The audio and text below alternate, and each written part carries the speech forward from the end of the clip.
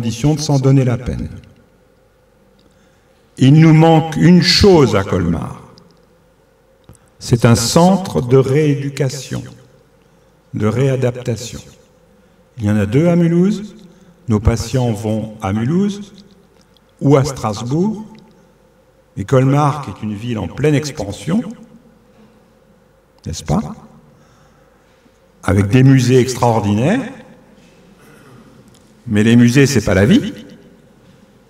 Un centre de réadaptation, ce serait la vie. Nous avons l'autorisation, ici, à Schweitzer, mais on ne nous a pas donné les sous. Alors bon, l'un ne va pas sans l'autre. On ne peut pas passer chez Mercedes, piquer la bagnole et pas la payer. Voilà, tout ça c'est un travail d'équipe, j'en termine, avec le médecin traitant, le cardiologue, les équipes hospitalières, le SAMU. Et je voulais vous dire qu'en Alsace, vous avez dans le premier territoire alsacien le centre hospitalier de Haguenau, avec un ancien de Saint-Joseph, le docteur Michel Hansen, qui a créé un magnifique service de cardiologie là-bas. À Strasbourg, vous avez le CHU et la clinique de l'Orangerie. Dans le territoire 3, c'est chez nous, le centre hospitalier Louis Pasteur et l'hôpital Schweitzer. Et dans le territoire 4, c'est les sudistes, c'est l'hôpital de Mulhouse et la clinique du Diaconat Fonderie. Maintenant, Schweitzer et Diaconat Fonderie ne font plus qu'un. Mais enfin, pour un infarctus, si on est mulhousien, on va là-bas. Hein. Voilà. Et je voulais vous remercier en vous montrant, mais on ne le voit pas très bien, toute notre équipe de garde qui travaille dans cet objectif. Je vous remercie.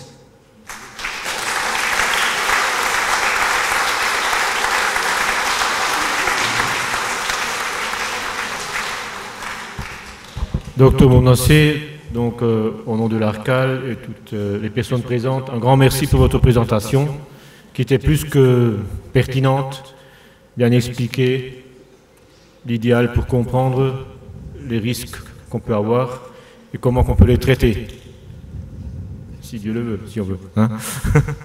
Voilà. Et je suis à votre disposition, j'ai encore un moment devant moi pour répondre à vos questions, si vous le souhaitez. Si le Père me pose des questions, je pense que j'ai en enfer.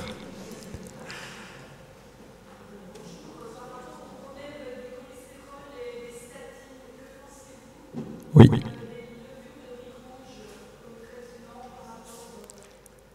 Voilà, je vais vous répondre. D'abord pour les statines. Les statines, c'est une révolution thérapeutique majeure qui a permis à ceux qui l'ont découvert d'avoir le prix Nobel. C'est le traitement le plus efficace du cholestérol, de l'hypercholestérolémie.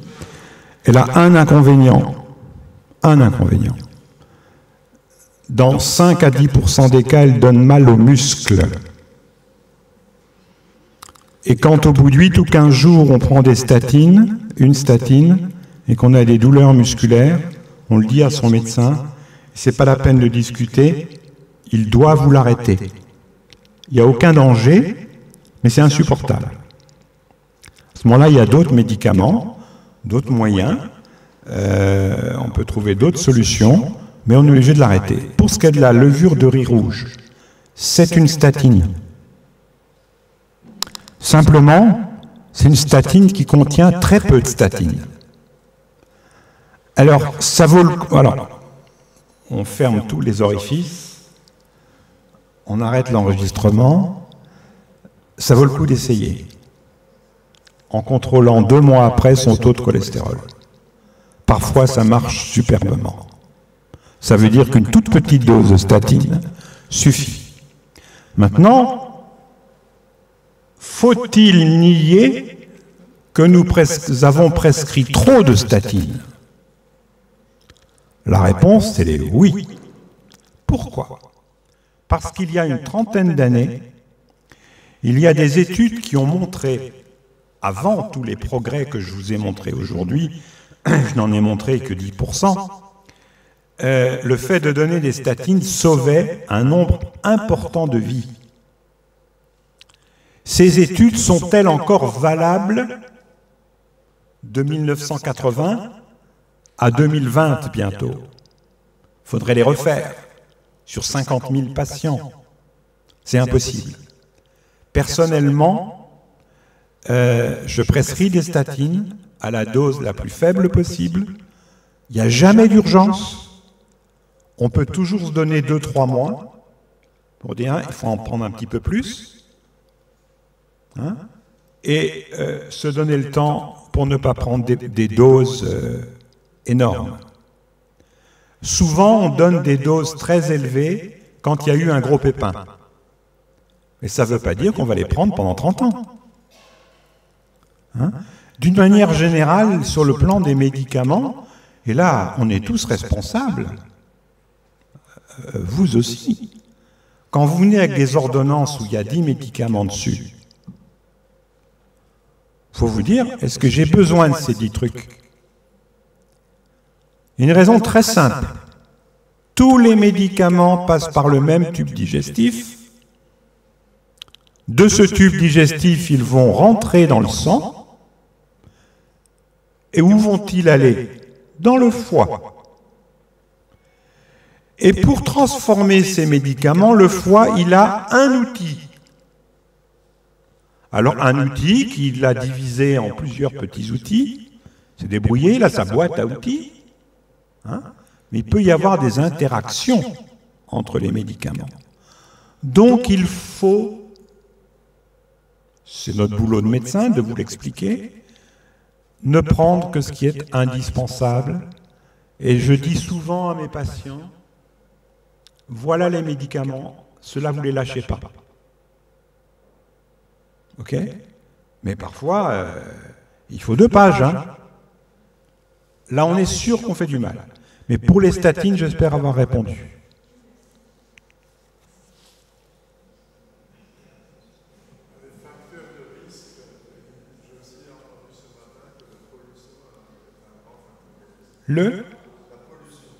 La pollution, oui. Ça, je vous ai donné les données classiques. Il faut attendre. Je n'ai pas vu de travail scientifique sur le sujet. En général, les travaux scientifiques sont publiés dans certains journaux dans lesquels on a confiance. Il faut se méfier des médias. Il faut se méfier des gens qui ont envie de se faire de la pub. Maintenant, ils ont peut-être raison.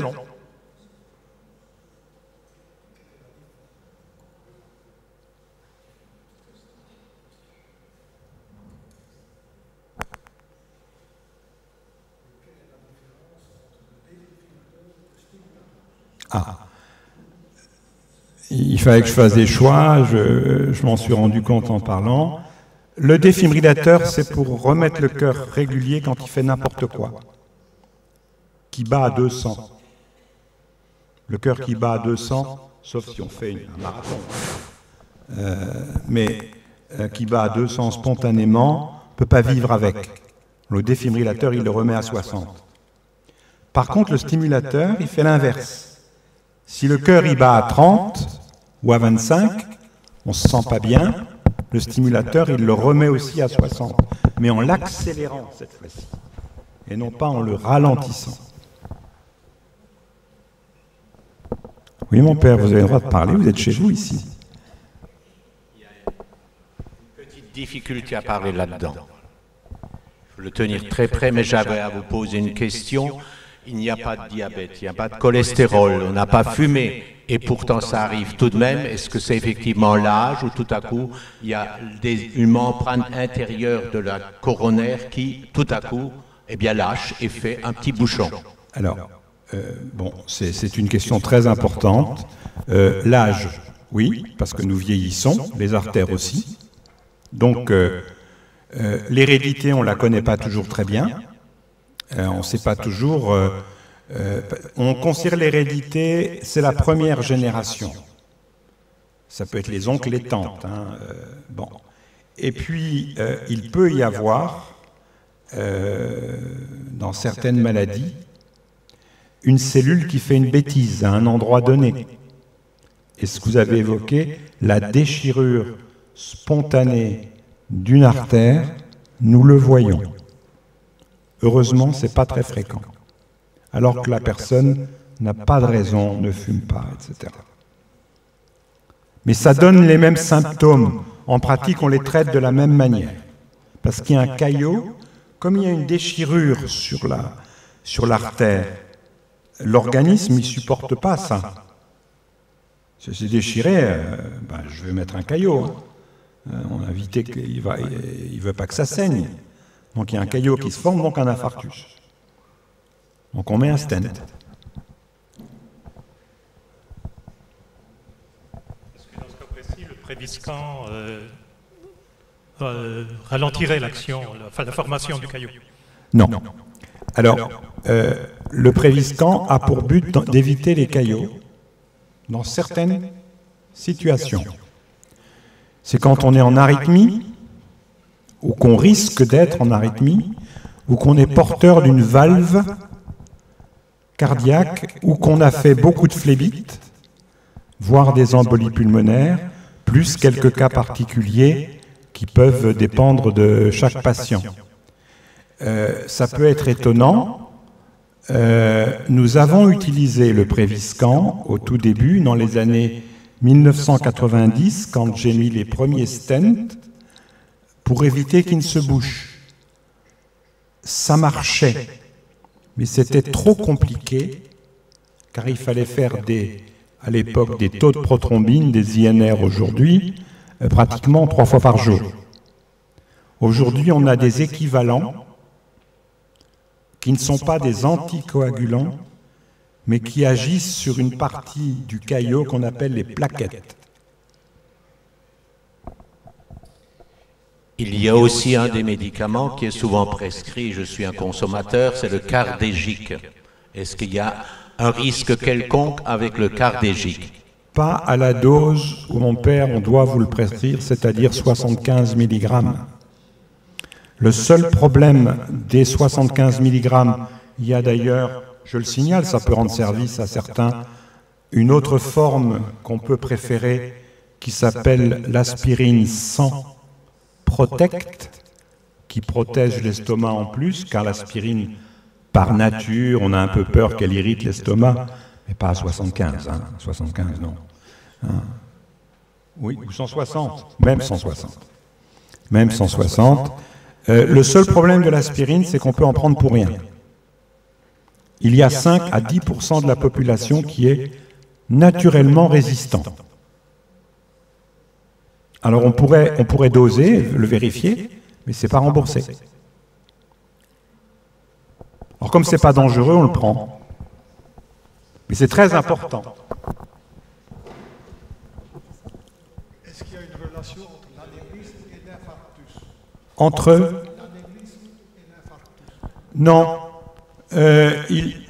Oui et non. Il arrive que certaines artères coronaires aient des anévrismes. Ce n'est pas très fréquent. Et il arrive que les anévrismes se bouchent. Dans ce cas-là, on fait la même chose. Mais en plus, on bouche l'anévrisme. Mais il y a d'autres anévrismes ailleurs, qu'on traite différemment. Au niveau de l'aorte, au niveau des artères des membres, parfois malheureusement des artères cérébrales. Voilà. Je vous ai tout dit? Oui, mon père. Habituellement, j'entendais toujours que pour des pontages, on prenait des veines, Oui. des gens. Est-ce que j'ai jamais entendu parler de la technique dans des artères Celle-là, elle ne vous arrange pas. Non, elle ne vous arrange pas. Vous allez. Ce soir, notre aumônier va réfléchir longuement à la signification de cela. C'est plus facile pour moi que pour lui. Pour les veines, vous avez raison. Quand on peut pas, quand les deux artères mammaires ne suffisent pas, on peut compléter sur une artère plutôt secondaire par une artère d'une jambe. Et en général, on prend les artères, je précise, des jambes. Les veines des jambes, pardon, les veines des jambes.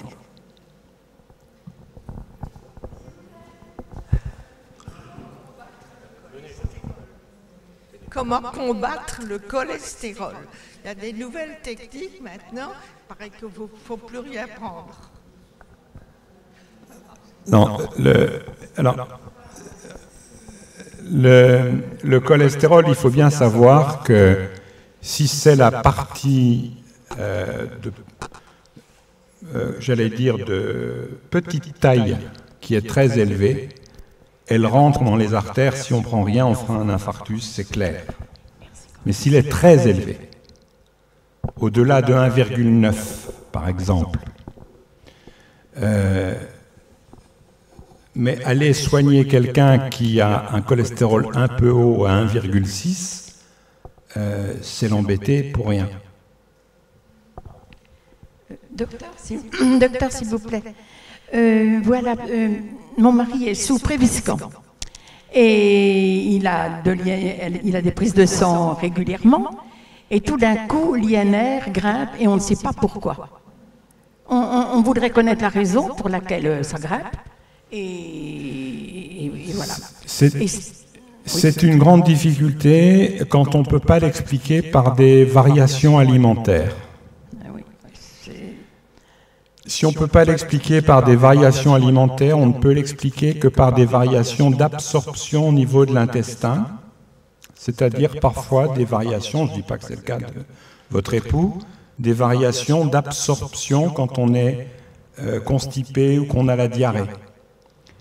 Si on est constipé, le Préviscan va rester très longtemps dans l'intestin, il va rentrer totalement. Donc il va être encore plus efficace. Encore plus actif, si je puis dire. Oui, mais il est fréquent, si vous appliquez les recommandations alimentaires, qu'il n'y a pas de trouble du transit du fonctionnement intestinal, c'est parfois difficile à expliquer. Ça peut aussi s'expliquer par des difficultés de prise de sang. Ah oui. Bon, merci. Merci, docteur. Et c'est un problème difficile.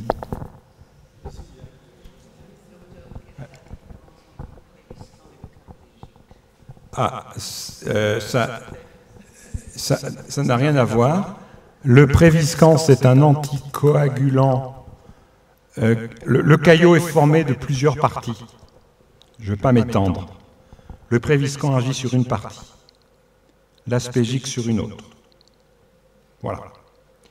Et pour ce qui est des caillots des artères cardiaques, on n'utilise jamais le Préviscan, sauf cas exceptionnel. Mais surtout le cardégique, plus on connaît le Plavix, le Ticagrelor, le Brilic, l'Effiant, ça agit comme le cardégique sur l'autre partie du caillot. Voilà, on va... Il marche celui-là? Non, il ne marche pas. Non, M. Tonellier. Attends. Non, mais c'est la dernière question parce que le docteur Monassier est pris. C'est bon. Oui, bien sûr.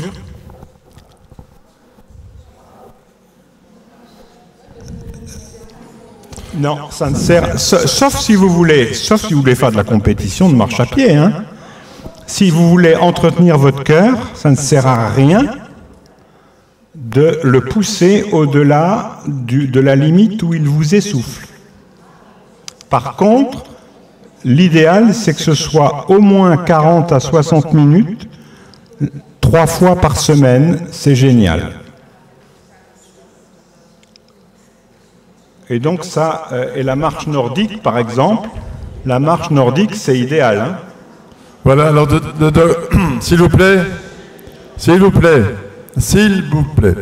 vous aurez tout le temps tout à l'heure de discuter entre vous parce qu'on vous offrira un pot. Pour l'instant, je souhaitais remercier le docteur Monassier parce que nous hésitons toujours à mettre à l'ARCAL en thème de conférence les problèmes médicaux. Pourquoi ? Parce qu'on considère qu'ils peuvent être anxiogènes. Aujourd'hui, ce n'est pas le cas. Le docteur Monassier nous a complètement rassurés. Il n'y a pas de problème, il n'y a que des solutions. C'est merveilleux. On peut aller jusqu'à 2-3 cigarettes. Hein? Voilà, on peut prendre de la forêt noire. Un bout, je ne sais pas de quelle grandeur est le bout. Je n'ai pas parlé du vin. Du vin, oui. Jusqu'à 3 verres de vin par repas. C'est tout aussi autorisé. 3 verres du vin par jour. Par jour. Ça, c'est déjà un peu beaucoup, cher monsieur.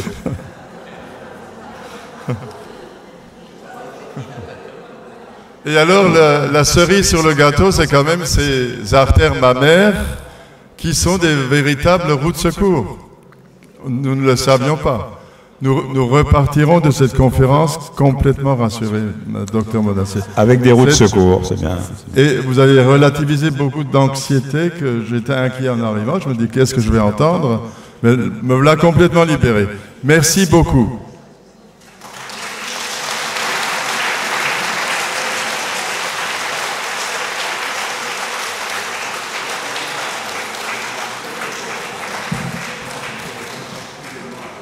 Alors il a déjà fini celui-là?